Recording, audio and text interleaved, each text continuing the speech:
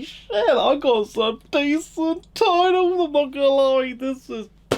Mate, I bet you guys are wondering, I can't believe this guy's getting excited over Wii games. You're damn right I'm getting excited over game... I'm so excited I can't even speak. I'm so excited over Wii games, and you wanna know why? Metroid, that is right. Metroid Prime. This is like the third game in the series. It's titled Corruption, but £5. You're damn right I was gonna buy it for £5. When it's like a £5 or under, I go straight and buy it. When it's £10, I've got a question: do I want to spend it in the budget, or go over the budget, or put back some games and get this one? So a lot of the games at £10 is like, I've got to really make sure I don't overspend. I really want to get through and start playing my Metroid games again, because it's been a while since I've actually played them, because they're such interesting titles. It's unbelievable. The next game we have is Harry Potter and the Half-Blood Prince, and I believe there's only Deathly Hallows Part 2, and there's all the Harry Potter games for the Wii, I believe there are. There might be some few more, I'm not entirely sure, but I will eventually get all the Harry Potter games for the Wii consoles eventually. This one's probably my favourite one, but I think it's better played on the other console ports. So it's going to be very interesting to see how it's going to be played and viewed on the Wii. So I may have to buy it for the other consoles and experience it on them to see if there's any change, because sometimes when you buy a Wii game you have to play the counterpart on other consoles, because most of the time the gameplay could be totally different, not just because of the control scheme but because of the environment. You know, you got to remember the Wii couldn't do what most consoles could do. So if a game's on the PS3 had a Blu-ray drive which could store more data, you could put more stuff on there. The Wii, however, just used normal discs, and, you know, 3.8 gigs were the max that you could put on there. So just under 4 gigs of data on a disc. So you had to remove some elements, downgrade some polygons and all that, and, you know, you get a totally different game than you would expect from anyone else. So, yeah, those are going to be the ones I'm definitely going to be testing in every single system, because some might be good, some might not. Next thing we have is Avatar, The Legend of Aang, which is the Burning Earth, which I saw for £1.50. I cannot believe it was actually cheap. And there's the back of it. I've never played any of the Avatar games, so I have no idea what to expect. But it has everything you need, and the disc is green, which is quite nice. And the next game is another Avatar game, which is the first game in the series for the Nintendo Wii. So this one has a much more older battle style, but still looks pretty fresh, really unique red disc, so it's all distinguished from each other.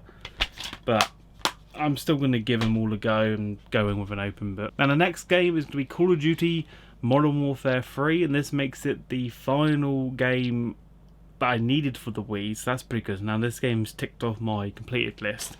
I thought I had this, but I didn't, so I really wish I played this online, because Modern Warfare 3 was my favourite Call of Duty online, and I actually really enjoyed it, and I missed those days, because those days were basically where games were actually good. Now games are just pay to win. Now if you just like, oh, it's more focused on the items you can buy rather than the actual game style, and that's why I don't really play a lot of online games no more, especially when it comes to Call of Duty, because none of them like do it for me anymore. There's nothing there that redeems it. Sure, they made Call of Duty 4 remaster, but at the end of the day it wasn't anywhere near as close as the original games, because those were mostly, you know, about the game and about your skill involved. Now you can just buy your way through, and it's ridiculous. Another Need for Speed game, we have Need for Speed Run, which I want to say I've got all the Need for Speed games for the Wii, but sadly I don't. This was £3, and I still have 2 more to go, and then that should complete my Need for Speed game list for the console at least. So that's quite good. I still got to collect some of the others for the other systems, but those will come in later dates. Next game is Kung Fu Panda. I forgot this was on the Wii. I know it was on other console ports, so I did play it on them, but it's pretty much a straight narrow story win based game. So yeah, if you've seen the movie, you know how this game's gonna play out. Next we have Disney Pixar's Cars. I had Disney Pixar's 2 last time on the pickup bit, but I thought I'd give this one a go. I remember I did have it for the original other home consoles, and I loved the open world elements to it. I don't know if this one has the open world bits, because I did play the PSP one and that didn't. They removed it basically based on size, so I feel like this one might have it removed, but I'm still giving up hopes they might keep in that open world element. But so far it does look very nice, especially the power sliding where you need to use the nunchucks in a certain angle. That'd be very nice to see, and especially the pit stop skills with the Wii remote. A bit like it reminds me of the biology lab in Bully Scholarship Edition, where you had to use the Wii remote to precision cuts and do it all in a lot of time. So it's a lot more harder on the Wii version as it was to supposed other console ports. Next we have Speed Racer, the video game, and I believe this was in a comment on my live stream last time where someone mentioned about Speed Racer. And I remember the show, I just didn't remember the name. And now I got this one, I thought, okay, it was Speed Racer. I thought I was just talking, you know, gibberish when I was saying, oh, he talks really fast and it's like high-end motion, like panning. So yeah, seeing the game for £2, I'm definitely going to be behind this and start playing this one. I want to go back and watch the show and just watch clips. I'm guessing if I type the name on YouTube, I'm going to see most of them, but the game going to be an interesting one because hopefully they keep what was in the show in the game. Makes it a bit more nostalgic for me. And the next game I have is Toy Story 3. This is a £4 game, and this one I was so glad to actually find in my CeX, as I've been wanting it for a while. I did own it on PS3 and it was a very fun game. I think David said so as well. I think it's for PSP as well, but it's one of those Toy Story games that actually, like, they did it properly. And it's what you would expect. And then the next one is like Mad World, and it's all one word, so there's no space. Made it a hard time finding it. It's an 18 for £1.50, but on the back it's mostly just black and white with the blood being red. So it could be something interesting. I'm gonna give it a go, but the back doesn't really like show me much. It just shows me certain parts of it. Now we move on to our final game for the pickup series, and this is Brothers in Arms Double Time.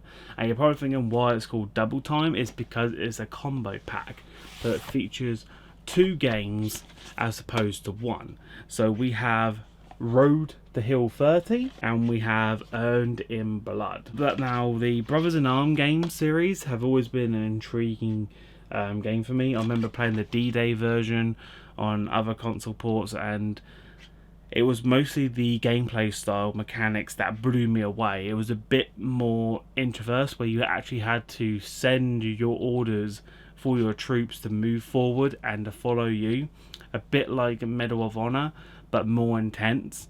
So it was very interesting and kind of a new way to play games, and a lot of these are so hard to come by now, but they're so cheap, which is the bizarre thing. And these look in incredibly good condition, and they all say based on the true stories, which is what I love about the Brother in Arms ones, is because they take you back to a time where these actually happen. The events that you do in the games do take place, and it's just incredible how they made them come to life. I feel like if they remade Brothers in Arms today, I don't think it could live up to what it was produced early on. I feel like the Wii was the best way to properly do the Brothers in Arms games because of the Wii nunchucks and remote. It made you fully immersed with the character. You had proper control more than you did on the controller end. I don't know if you can use the controllers on these. No, they only just say use a nunchuck on Wii's, which is kind of good. So I feel like if they remade these, it would have to be like with a better new control scheme, because I don't feel like this could be properly played on a controller. It's doable, but until you play it on the Wii, you're never going to get that same sensation that it was just done perfectly for that system. So yeah, that's it for today's pickup videos. I hope you guys have enjoyed. Join me next week as we take on some more challenges, because we're at CeX again, so hopefully we'll be able to find some nice hauls. But until then, take care.